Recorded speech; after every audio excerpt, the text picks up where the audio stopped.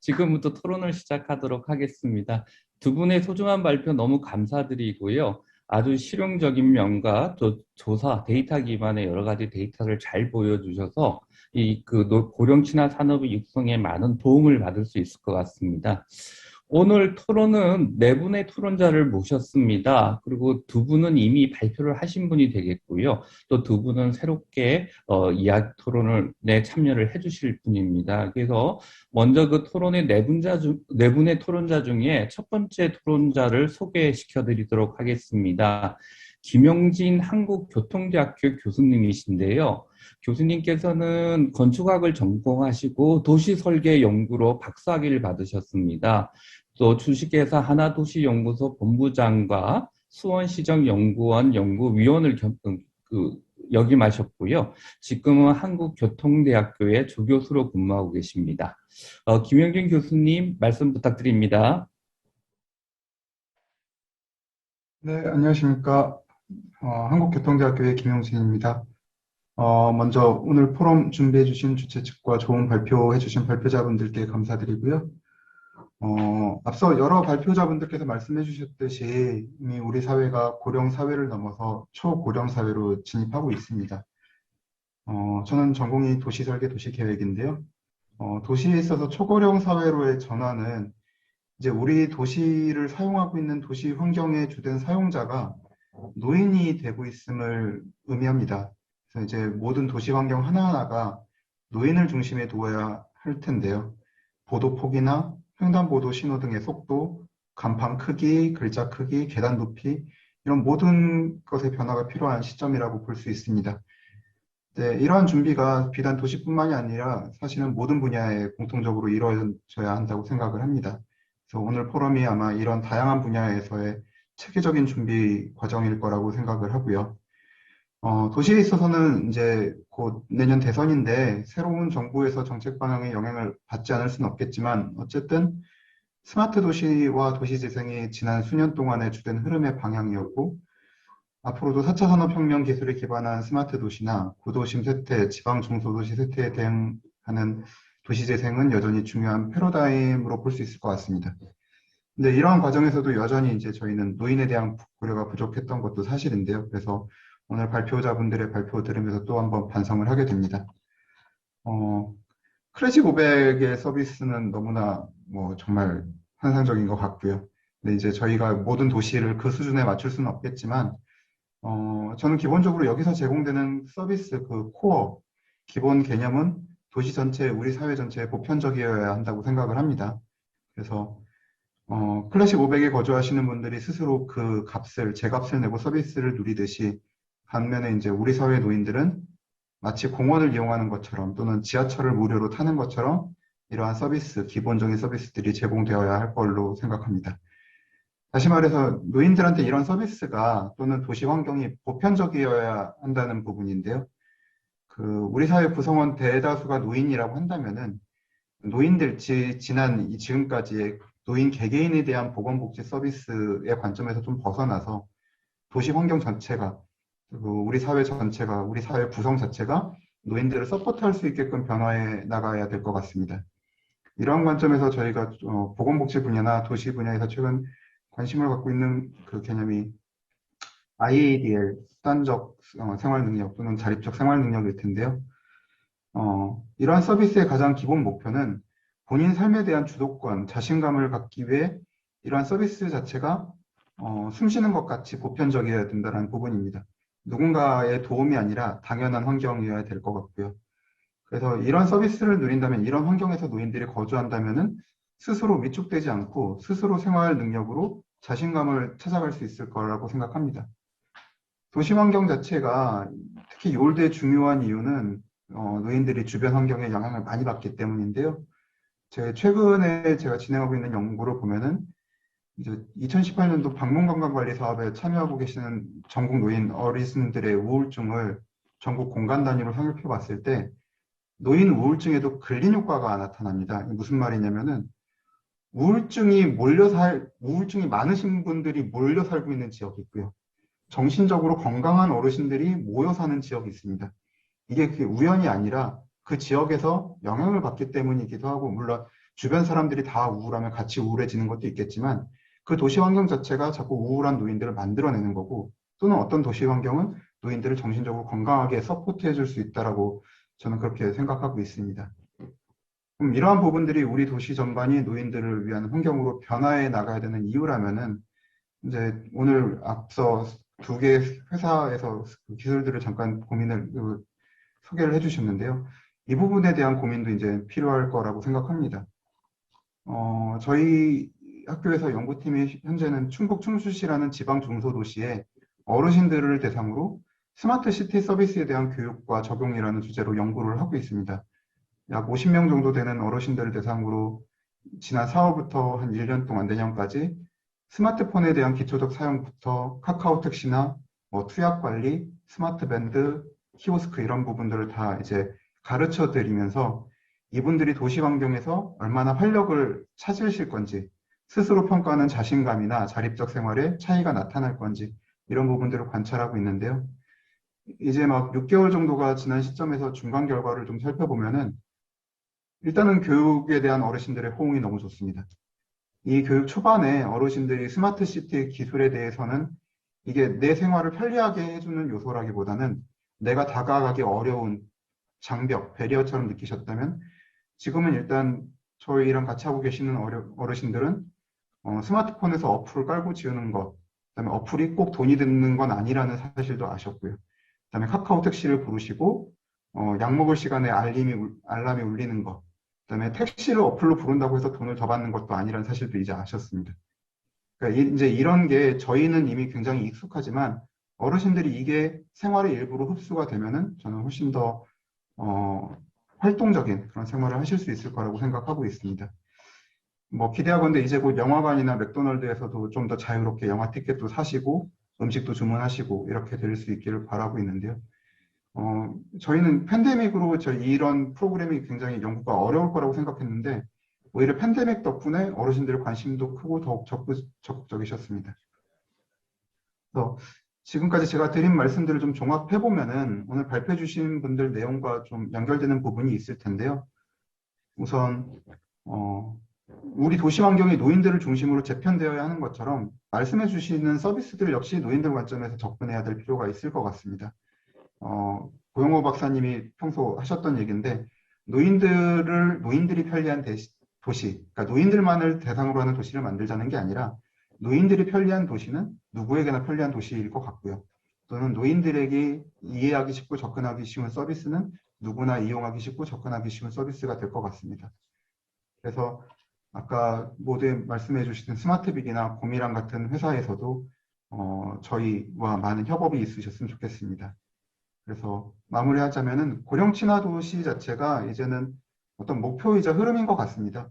그래서 고령 친화 도시를 고령 친화 사회라고 보셔도 무방할 것 같은데요. 이때 도시재생이나 스마트 시티는 그 수단이 될 수 있을 거라고 생각을 하고요. 이런 과정에서 오늘 발표를 해주신 여러분들이 앞으로 함께 고민을 모으고 지혜를 모으면은 우리 사회가 이제 이러한 준비에 좀 더 체계적으로 할 수 있는 기반을 마련할 수 있지 않을까 그렇게 기대해 봅니다.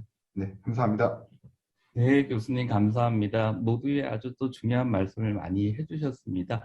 아마 또 우리 황재영 센터장님 말씀을 듣고 좀 자유로운 토론이 좀 됐으면 좋겠습니다. 그래서 지금 하신 말씀에 또 다른 여러 가지 의견, 아까 발표했던 의견들도 모아서 좀 활발한 토론이 되었으면 하고 특히 이 그 고령 친화 산업 육성과 관련된 부분에 대해서도 서로 간에 많은 이야기가 좀 와갔으면 하는 그런 바람이 있습니다. 다음 그 토론자로 우리 황재현 센터장님을 모시도록 하겠습니다. 황재현 센터장님께서는요, 노인연구정보센터 센터장으로 지금 근무하고 계시고 한국노년학회 회원이시기도 하시고 그 다음에 지금 연구하고 계신 부분은 최신 노인 장기요양보험제도 현황과 과제라는 주제로 연구를 하고 계시고 특히 또 커뮤니티 케어 정책 추진 방향 연구에 대해서도 관여를 하고 계십니다. 그래서 또 다양한 면에서 이야기를 들을 수 있을 걸 기대합니다. 센터장님 부탁드리겠습니다. 예, 감사합니다. 약 10분 정도 말씀드리겠습니다. 방금 그 김용진 교수님이 사실 제가 하고 싶은 얘기를 거의 다 하셔서 저는 좀 반복되는 얘기긴 한데 저의 시각으로 좀 설명을 드리겠습니다. 저는 이제 일본에서 30대를 석박사를 받고 현장에서도 근무를 했고요. 그런 경험들이라든지 이제 복지부 연구들 진행하면서 느낀 것 중에 하나가 사실 이제 우리 고 교수님도 말씀하셨지만 우리 사회의 가장 큰 문제면 문제고 사실 우리가 가야 될 어떤 우리 사회의 인생길이라고 생각을 하는데 이 베이비 부머라고 하는 게 저도 이제 제 2차 베이비 부머 끝자락이긴 한데요. 이 800만 정도가 사실 2060년이 되면 노인 인구 평균 연령이 90세가 되면서 그 시점이 지나면 사실 노인 문제가 해결이 될 것 같습니다. 지금 아동 문제가 질적인 문제지 양적인 문제가 아니듯이 시골의 초등학교 줄고 이런 것처럼 이게 영원한 문제가 아니고 우리가 지금부터 해나가야 될 타임 리밋이 있는 것이고요. 우리 사회를 이끌어왔던 이 베이비 부모들이 이제 나이가 들어가면서 사실은 욜로라고 하는 단어들이 나오는 건 기존에 돈 없고 학식 없던 분들이 아니라 사실은 국민연금 지급률은 좀 낮긴 하지만 그래도 보통 중고등학교를 나왔고 자기 인생의 것은 자기가 정하려고 하는 경영의 분들이고 민주화를 경험했던 분들이기 때문에 사실 이분들의 지금부터의 고령화는 우리 윗세대가 자기 희생을 해왔던 분들과는 정말 많이 다를 것 같다. 그런 의미에서 사실 저는 욜로라고 받아들이고 있고요. 오늘 테마가 노인의 주거 환경이랑 자립생활인데, 저는 전공이 이제 노인 쪽 복지 보건이다 보니까 먼저 말씀드리면 사실 커뮤니티 케어라고 하는 지역 공동체, 돌봄 공동체에 대한 연구들이나 실행은 1970년부터 진행이 돼서 영국이라든지 스웨덴이라든지 굉장히 많은 사례가 있습니다. 그리고 일본도 사실 지역 포괄 케어라고 하는 개념으로 거의 형태가 만들어졌고요. 2006년부터 시작을 해서요. 근데 문제는 뭐냐면 이 커뮤니티 케어라고 하는 것의 기존 생각들이 돌봄과 의료의 제공입니다. 그래서 지금 세계적으로 교수님들 얘기하듯이 가장 지금 늦게 정비가 되고 있는 것이 이 노인 주거에 대한 문제들입니다. 실질적으로 우리 옆 나라인 일본 같은 경우는 우리랑 너무나도 비슷하게 국토의 70%가 약 산이다 보니까 이 일본 같은 경우도 지역 복지라든지 보건을 할 때 가장 큰 미스가 뭐였냐면 주거에 대한 서비스를 해오지 못한 겁니다. 그러다 보니까 뒤늦게 부랴부랴 어떤 정비를 하다 보니까 사실 우리보다 좀 낫다고는 하지만 자세히 들여다보면 주거에 대한 굉장히 빈약함을 많이 느낄 수 있거든요. 근데 말을 바꿔서 그러면 우리 노인들의 주거 생활은 어떤가 라고 봤을 때 너무나도 열악하다는 거죠. 하나 제가 봤을 때 뭐 교수님들 동의하실 것 같긴 한데 자기 집을 소유하고 있는 주거 소유율이 한 70%? 이건 정말 민족성이더라고요. 미국을 가나 일본을 가나 아무리 어렵게 살아도 우리 민족이 집을 사시더라고요. 근데 그 집에 있어서 30년 이상 노후화진 주택이 우리도 아직 30% 있는, 저는 사실 지금 주거복지 개념에서의 대상들이 상당히 그 부분이라고 보거든요. 지금 뭐 우리나라의 아파트들은 웬만하면 베리어 프리는 좀 돼 있기 때문에 그런 부분보다는 사실 시골의 단독주택이나 연립이라든지 한 30년 된 것들이 일반 복지적인 개념에서는 큰 문제일 것 같고요. 그래서 그런 주거 환경에 대한 변화들을 어떻게 이끌어갈 것이냐. 근데 아까 말씀드린 것처럼 윗세대들과 다르게 요일드라고 하는 젊은 세대들은 사실 좀 많이 바뀔 것 같아요. 예, 생각이라든지 돈에 대한 씀씀이가 바뀔 것 같기 때문에 이분들에 대한 저는 기본적으로 이제 주거 변환하는 거랑 주택 개보수의 개념으로 봤을 때 어떻게 만들어갈 것인가. 근데 지금의 주거 형태는 교수님들이 저보다 잘 아시겠지만 사실 베이비 부모 세대의 애들이 셋 있는 집에 방 4개짜리 집이거든요. 그러니까 이것들을 어떻게 변해나 갈 것인가가 하나 있는 것 같고요. 또 하나는 외국 같은 경우에 특히 독일 같은 경우에 400유로, 우리 돈으로 한 550만 원 정도가 주택 개보수 비용으로 나옵니다. 물론 거기는 단독주택이 많다 보니까 집안에 뭐도 있냐면 그 돈으로 추가적으로 돈을 더 써서 하긴 하지만 승강기라든지 이것까지 설치를 해서 자기 지역에서 살려고 하는 그리고 일본의 개호보험 같은 경우에는 한 번에 우리나라 돈으로 200만 원, 그리고 이사를 갔을 때 200만 원까지 해서 주택 개보수를 해서 살 수 있게 해주는 좀 다양한 정책들이 있는데, 아직도 지금 우리나라 장기요양 보험 안에서는 복지용구는 있는데 주택 개보수조차 들어오지 않은 상황이거든요. 근데 이제 국가에서도 검토를 하는데 굉장히 좀 딜레마인 것 같습니다. 왜냐하면 지금 복지용구의 사용도 사실은 그렇게 효율적이거나 객관적이지 않은 상황인데, 이 물건을 집에 국민들에게 그냥 제공해 준다는 것에 대해서 많은 고민을 하는 것 같습니다. 예, 그게 제가 느끼는 전체적인 어떤 주거 환경이고요. 하나, 아까 보 교수님 얘기해 주셨는데, 사실 외국에서는 주거도 중요하지만 이동거리에 대한 연구를 많이 해서요. 일본에서의 어떤 그 자기의 마을이라고 하는 건 기본적인 경우에 2km, 중학교 단위를 자기 마을이라고 하고요. 실제 아키타 같은 그 고령층이나 에이지 프렌들리 시티 하는 곳에서는 주민들, 특히 이 욜드라고 하는 사람들이 그 중심이 돼서 그 행정이랑 같이 자기 지역 조사를 하면 무슨 얘기들이 나오냐면, 커뮤니티 버스를 만들어서 원코인 500엔으로 어디든지 갈 수 있게 이렇게 해주거나 하는, 100엔입니다. 1000원 정도로 갈 수 있게 해주는데, 막상 조사를 해보니까 집에서 나와서 버스 정류장까지 가는 게 힘들다. 그리고 버스 정류장을 가도 천정이 없어서 겨울철이나 비가 오면 힘들다. 이런 얘기들이 많이 나오거든요. 그렇기 때문에 사실 노인들에게 있어서 주거라는 개념이 자기 집에 대한 개념도 있지만 조금 더 넓혀서 보 교수님이 얘기하셨듯이 활동 반경에 대한 어떤 마을 정비도 함께 이루어졌으면 좋겠다. 그리고 그것이 단지 의료 복지의 개념에서의 돌봄의 개념이 아니라 지역사회를 활성화하는 방안으로 좀 이어져서 이게 산업화까지 이어지는 게 새로운 테마고, 사실 복지보건에서 지금 반성해야 되는 부분이라고 생각을 합니다. 예, 그게 하나고요. 두 번째 이제 자립생활인데요. 더 클래식에서 말씀하신 것처럼 역시 많은 돈을 내시니까 또 그런 서비스를 받을 수 있긴 하지만, 주거가 정비되고 마을이 정비되면 기본적으로 노인들이 집에 머무는 것이 아니라 사실 나와서 활동하는 시간이 더 많아진다는 결과들이 많이 나오거든요. 아까 이제 아키타 같은 경우 말씀드렸는데, 집에서 아무리 나오라고 그래도 못 나오는 이유가 버스 정류장까지 가기 힘들고, 정류장에서 천정이 없어서 비가 오거나 눈이 오면 버스를 기다리는 시간이 작다라든지 굉장히 디테일한 것들, 그 다음에 계단이 없는 논스텝 버스를 준비해야 된다거나, 이런 것들이 사실 결국은 자립생활이랑 이어지는 것 같습니다. 운동을 하고 뭐 하는 것도 좋지만 일단은 집에 나와서 밖에 돌아다닐 수 있는 환경과 돌아다닐 수 있는 양이 그 사람의 건강 지표로 이어지는 것 같습니다. 그래서 그런 것을 어떻게 이어줄 수 있는지, 그래서 특히 일본 같은 경우에 마을별로 한 우리나라 돈으로 한 4천만 원 정도를 그런 사업을 할 수 있게 하고, 꼭 개호보험 안에서 어떤 직접 서비스가 아니더라도 마을 만들기에 이렇게 활동들을 하면 지원을 해주는 국가 지원금들이 있거든요. 마을별로.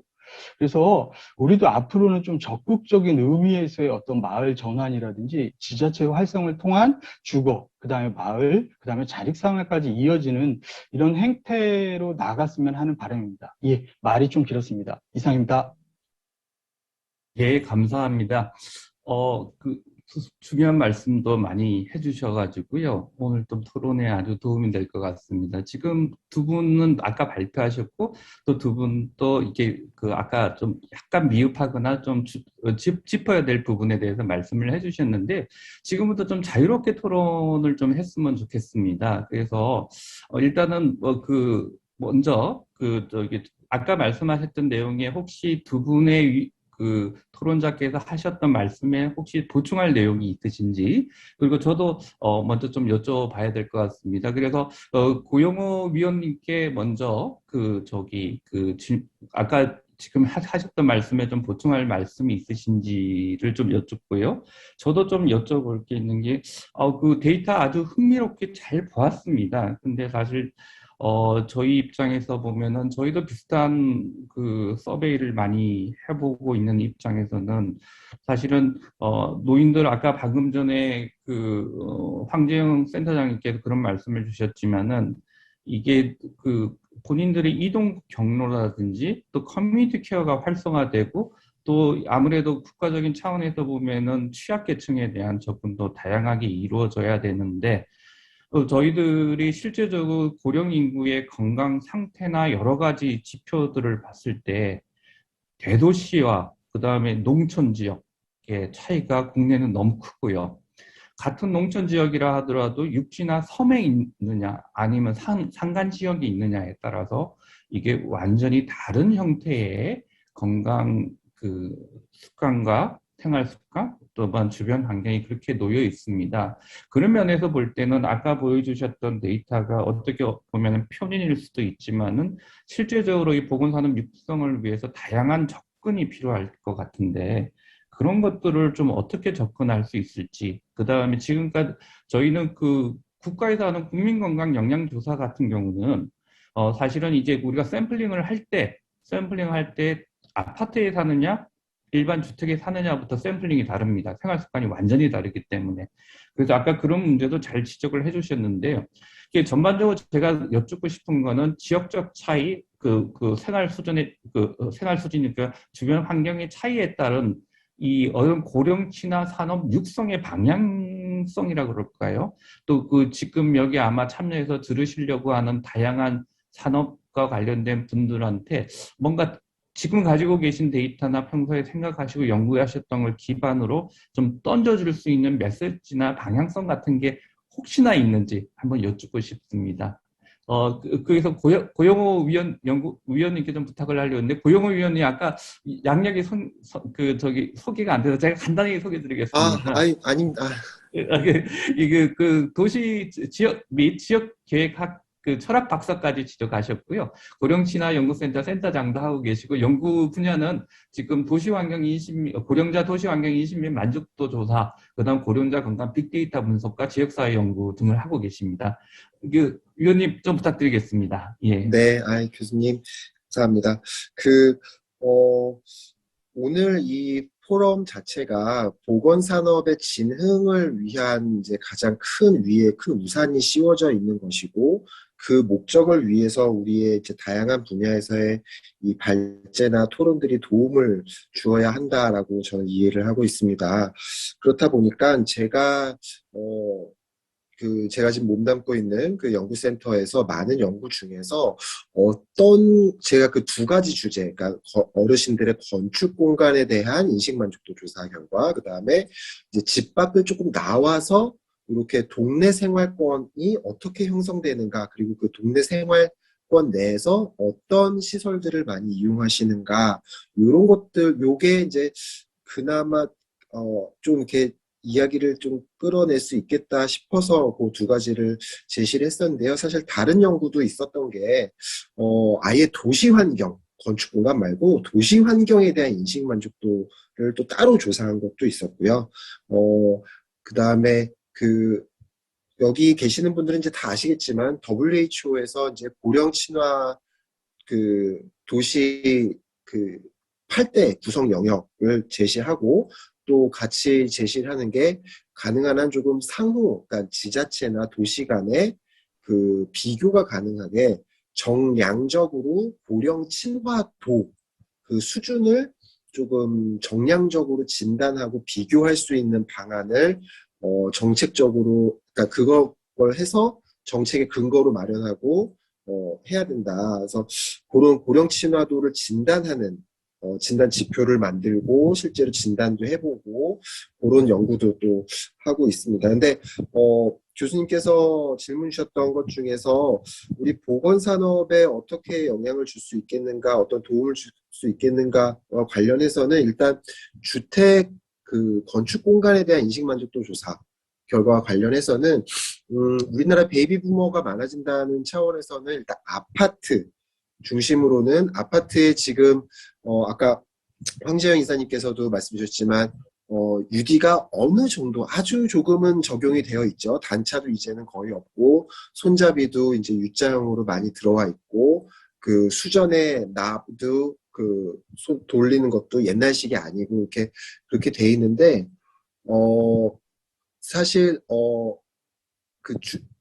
하여튼 그래서 어르신들이 아파트에 사시는 분들과 단독주택에 사시는 분들로 구별을 해가지고 어떤 산업적인 방향성이 조금 달리 가야 할 것이다라는 것이고, 아파트에 계시는 분들은 사실 UD를 적용해 보자면은 한 두세 가지만 조금 더 이렇게 적용해 본다면은 어르신들의 삶의 수준이 확 올라갈 것들이 눈에 보이는 것들이 있습니다. 미끄럼 방지가 화장실 타일만 미끄럼 방지가 있는 게 아니라 주요 이렇게 그 스팟이 있거든요. 그쪽에 아예 밑에 요즘에 강화마루 많이 까는데 거기에 미끄럼을 방지를 하거나 아니면 더 나가서 그 김윤진 교수님께서는 아시겠지만 스마트 센서를 바닥에 두는 데도 있어요. 일본 같은 경우에는. 그래서 일정 시간 항상 거기 센서의 압력이 가해지던 집이 거기가 센서 압력이 없다. 아니면 한번 큰 압력이 가해지고 난 다음에 거기가 그 더 이상 압력이 없다. 그러면은 낙상 후 기절을 했거나 정신을 잃은 걸로 해서 자동으로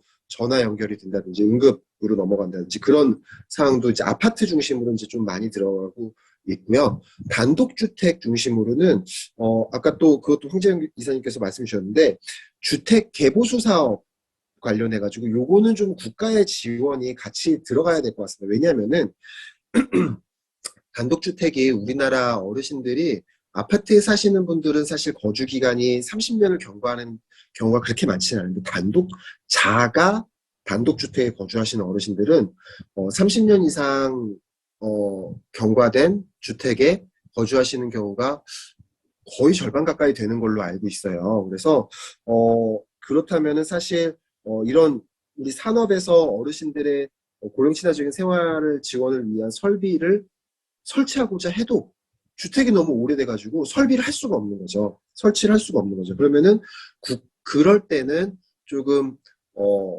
그 개인 돈이 아니라 지자체나 국가에서 지원이 어느 정도 설비가 설치될 수 있도록 어떤 글쎄요 대보수까지는 아니더라도 어느 정도의 그 상황을 좀 갖춰줄 수 있도록 주택을 조금 고쳐준다든지 그런 게 있을 수가 하나가 있고요. 그 다음에 또 하나는 아파트는 아직까지는 조금 괜찮을 수 있는데 단독주택 관련해 가지고는 이제 황재현 이사님 일본에 계셨다고 하니까 너무 잘 아실 것 같은데 빈집이 제가 발표에서는 거론하지 않았습니다만은 빈집이 아마 큰 문제가 될 것입니다. 그래서 그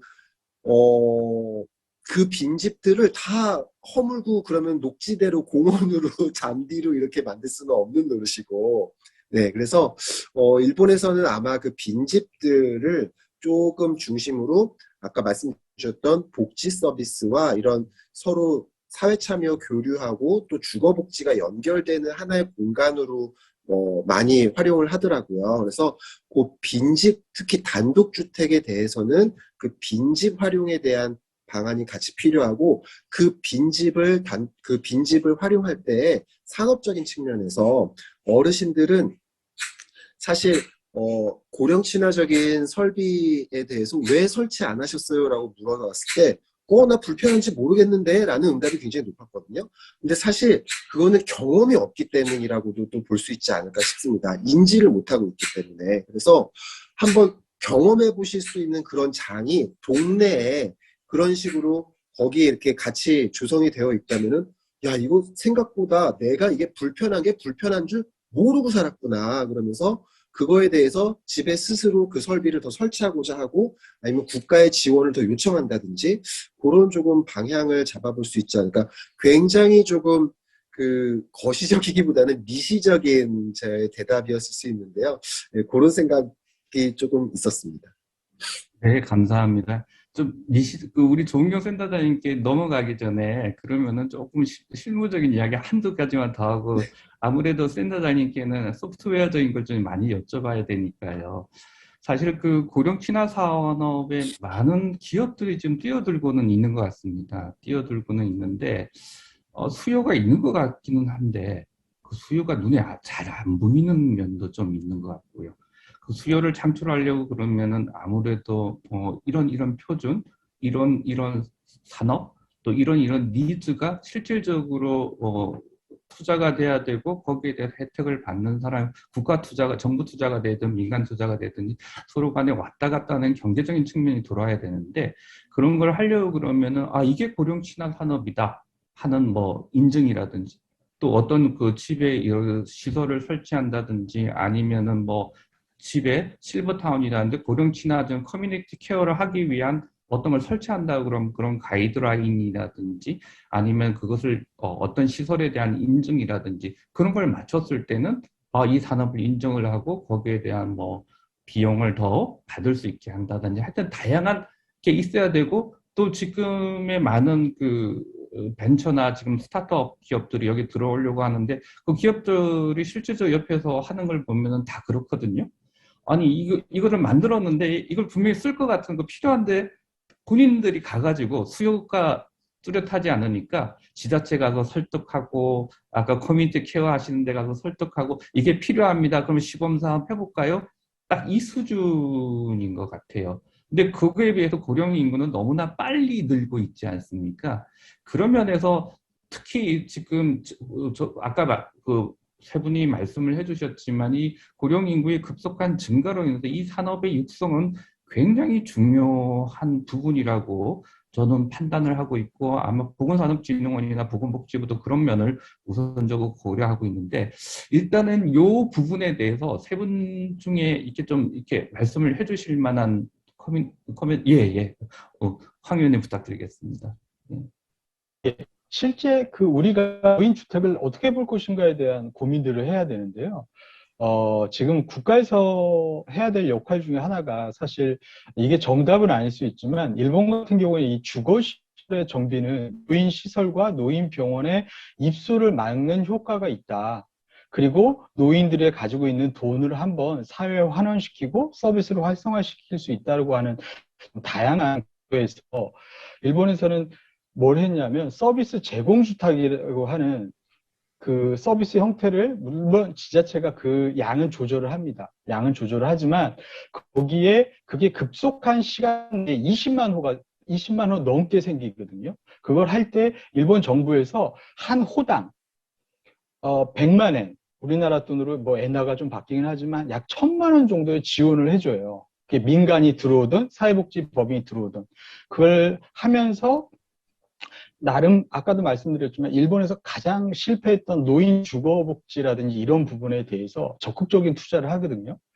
그러다 보니까 이게 산업이 한번 이렇게 쫙 퍼지는 마중물 역할도 하고 이러는데 실제 제가 봤을 때는 국가에서 정말 그 노인 주거라든지 이걸 하는 산업화하고 하시려면 그 유료 노인 홈이라든지 이것에 대해서도 사실 일정 수준의 기준을 잡아서 근데 이제 연금이랑 좀 연동되게 돼 있습니다. 하긴 하지만 그런 게 하나 필요한 것 같고요.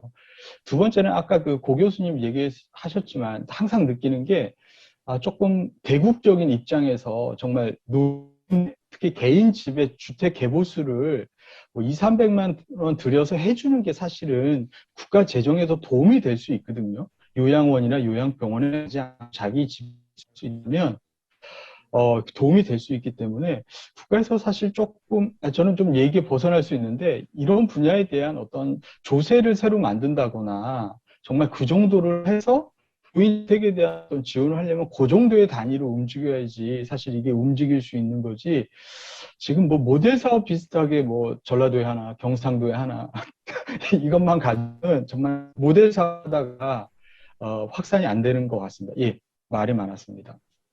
네. 아닙니다. 네네, 교수님.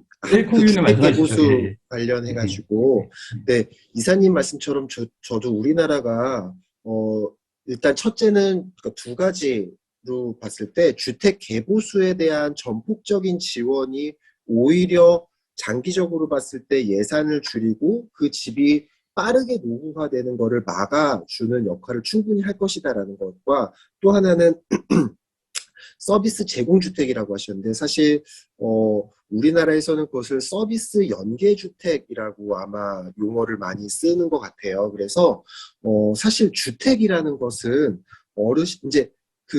어르신들이 예를 들어서 65세부터 10세 단위로 연령 그룹을 나누었을 때 어르신들이 글쎄요 한 65, 74까지는 그 사시던 아파트 예를 든다면 이 아파트에 사시다가 75에서 84까지는 어렵게 그래도 아파트에 사시는데 74까지는 사시는데 75를 넘어가면서부터는 이제 아파트에 사시는 거에 좀 힘들어 하시는 거죠.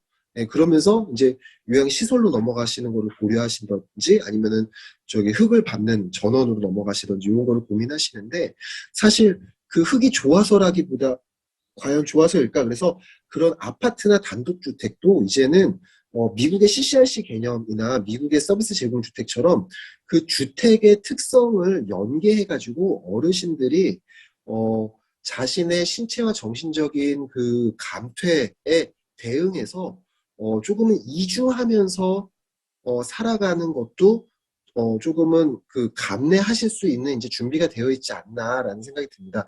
근데 거기서 중요한 거는 어르신들이 그럼에도 지속적으로 내가 거동이 불편해져도 지속적으로 재가 생활을 꼭 하고 싶어요라고 하는 응답이 여전히 높은 이유에 대해서 물어보면은 첫째는 익숙한 공간, 둘째는 기존 관계성 유지입니다. 그렇다면은 익숙한 공간과 관계성만 유지가 된다면은 그 어떤 아까 제가 조사했던 일상 도보 생활권 그거 한 2개 정도의 범위 내에서는 한 자립적인 고령자와 허약한 반의존적인 고령자, 그 다음에 조금은 의존적인 고령자가 그렇게 그룹별로 나눠서 그 정도의 반경 내에서 조건이 2개죠. 익숙한 공간, 친숙한 공간, 그 다음에 그 관계성 유지되는 그 바운더리 내에서 이렇게 이주하면서 살아갈 수 있는 환경을 조성하는 것도 필요하다. 그래서 다시 앞으로 돌아서 주택개보수 관련해가지고는 사실 우리나라가 그 시범 사업의 문제가 그걸 잘 보면은 거기에 그거를 얹습니다. 노인 일자리 창출 사업을 얹습니다. 그래서 주택개보수를 하러 누가 가느냐? 주택개보수 경험이 있는 어르신이 가는 거죠. 네.